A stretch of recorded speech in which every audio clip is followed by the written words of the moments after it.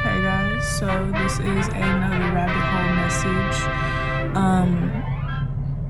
I think this one's going to be pretty cool, so I'm just going to go ahead and jump into it. So today we're going to be talking about animation, cartoons, which reside from the animation of death. We're also going to be talking about electricity and how it has an electromagnetic stimulation to the soul and the ability to revive life. Okay. If you hear me drinking, I'm drinking hot chocolate. So yeah. All right. So let's just go ahead and get into it. So I noticed in animation, a lot of things are pretty black and white, or there is a huge distraction. I think I mentioned this on another message, whereas I said that anytime there is a distraction there, okay, or distractions allow you to do things that you wouldn't want others to see normally or clearly with the naked eye or the naked senses. Okay. So first I'm going to be talking about like the black and white cartoons, Betty Boop, Mikey, Mickey Mouse, things of that nature, even Popeye. Okay, with this black and white symbolism, this is also monarch symbolism. Okay, but with this black and white symbolism is symbolizing yin and yang, or the contrast between right and wrong. I'm also getting a lot of these characters, a lot of animated characters, or a lot of animated shows reside or are written by people who either are struggling with mental disorders or people who have experienced real life things, and they created cartoons, animations in like an inspiring way to get out of it's almost a form of escapism or dissociation. Okay, so with the black and white theory, okay, as I like learn and develop my mental illness and the things that's like, you know, the symptoms and things of that nature, I realized that I've read that people with personality disorders tend to see things like either it's bad or good. Okay, so a lot of times I'll correlate, like say for instance, someone will say, hey, you know, a lot of critiques, I correlate them to being bad or that I'm doing something wrong. Whereas like another person, they're like, oh, okay, I'll take that as consideration. So it's kind of like that, okay? A lot of these cartoons are good and funny, but they have like these negative attributes behind the scenes, or they have these dark backstories, okay? With Betty Boop, to me, Betty Boop tells like real life stories, animation. Okay, all of these characters are dead or they're being imagined by a crazy man or woman. Okay, Betty Boop portrays like a lot of symbolism within real life. It was also like during the Great Depression times, along with a lot of those other shows as well. I'm also getting something about Hey Arnold as well. Okay, I'm also channeling, so electricity, we all know when a person dies. Okay, I'm not trying to jump all around here, but this message isn't going to be long because I know you guys will get it like immediately. When a person dies and they are revived in the hospital, they use electrical currents. Okay, when I'm talking about electricity, I'm talking about cable network television. Okay, the animation of dead people, dead animals, and things of that nature. Okay, any show that you see with any type of animal symbolism, even Mickey Mouse, he is a rat. Okay, he is a mouse. A mouse is a smaller version of a rat. Okay, so pay attention to these symbolisms or these symbolic traits. Okay, also Mickey Mouse is legendary. Literally, he fell like 1,000 times before he made his multi-billion-dollar company.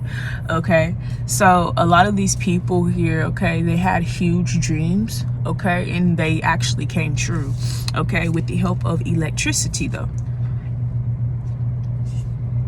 All right, what else I need to say?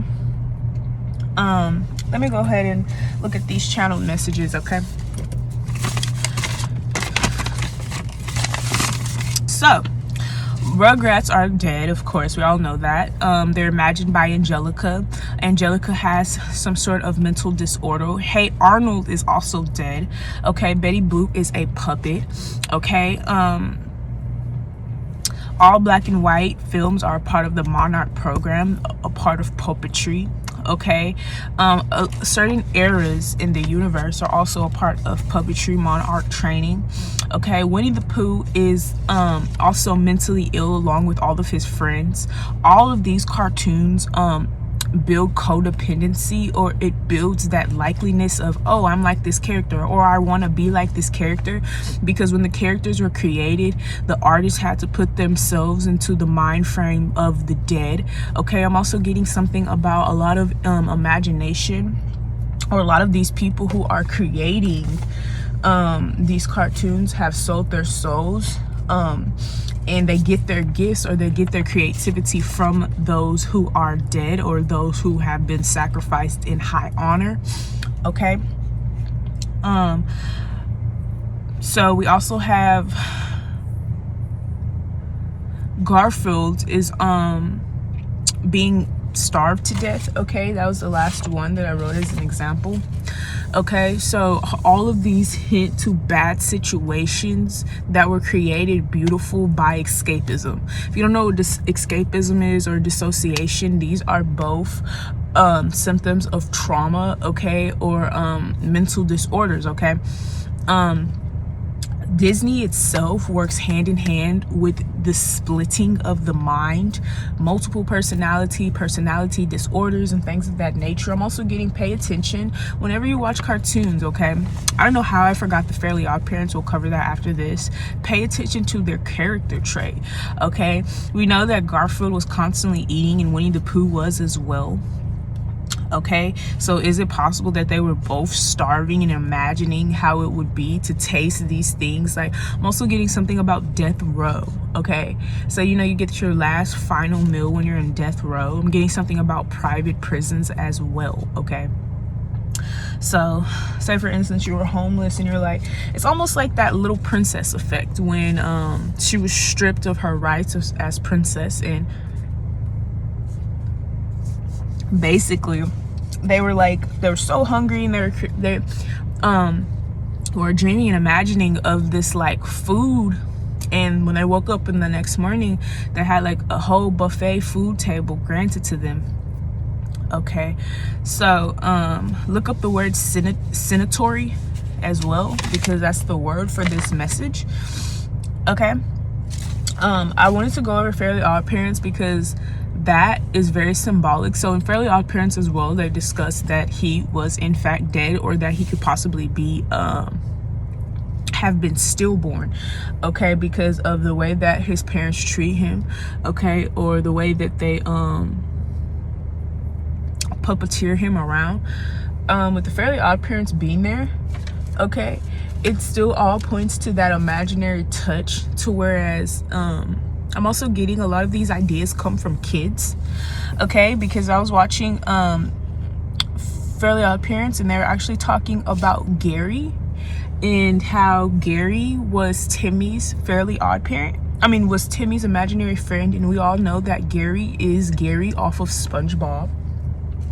Okay, and it would be weird to say like, hey, a lot of these cartoons, these kids created it, and these adults made it bigger. Okay, I was also getting something regarding SpongeBob, okay, and how all of them, and how SpongeBob and Patrick kind of act like they're on drugs. Okay, so these are being animated by the deceased. Okay, this message is going to lead this next ritual. Okay, so just be on the lookout for this. Be on the lookout for any animation cartoons that you see symbolic of your dreams coming true. Okay, I'm also getting signs and symptoms of mental illnesses and disorders. Okay, I'm also getting the number 10. I'm sorry if this message seems chaotic, but it's actually going to make sense, or it actually makes more sense than you think. Okay, I'm trying to make sure. I'm hearing like you touched everything. Okay, so I guess that's it. I'm gonna pull some cards to end this off. I was also there was also this SpongeBob there's a SpongeBob show episode, whereas Squidward was looking for something, I don't know, and it basically portrays him as also having some type of mental disorder.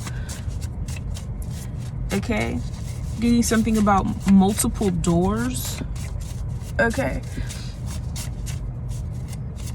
so something is trained to split your mind or to distract you from your mind. Cartoons are trained to distract one from their problems in life. So I'm also getting cartoons are actually created for adults, or adults actually cartoons can stimulate your mind, ease your stress. Okay, they make you think that it's for children, okay, but it's actually really healing for adults. Okay, so yeah, we have water bending. Okay, so get in touch with your emotions, your feelings, okay, your inner child. Okay, we have sex spirits, and we have state royalties, and then we have Garden of Eden. I'm also getting like, make sure you drink water. Yeah, we have sex demons and karmic spirits. Okay, you guys may have karmic energy around you, or like kind of like lingering in your auric field here. Okay, I'm also getting wherever you live at here. Okay, the water is changing, or the wave, or the what is this with the water bending here? This is also like people who got imagination from Kundalini or through sex. So whenever you see those cartoons, it has a lot of sexually explicit hidden like little messages. It's because something was created through sex energies, okay, or for sex energies. One more. We have sorcery, and then we have hell, and then we have balance. Yeah, so something balances the mental some type of mental. Okay, so right now we're pulling on some whole other shit. I'm also getting something like animation is also connected to sorcery, or the kings of hell here. Okay, it's connected to emotions. Okay, kids get very attached or codependent on these cartoons to sleep, to eat, to be quiet. Yeah, we have slave master spirit and demonic possession. There's like a lot of, there's like there could actually be real magic on these cartoons or some shit, or in these animations. But of course, if you're bringing something up from life, it is dealing with sorcery. Okay, electricity. Okay, one more. Yeah, we have Italian spirits, and then we have witchcraft. Yeah, we have buyer and seller. Okay, so this is the introduction to this week. Okay.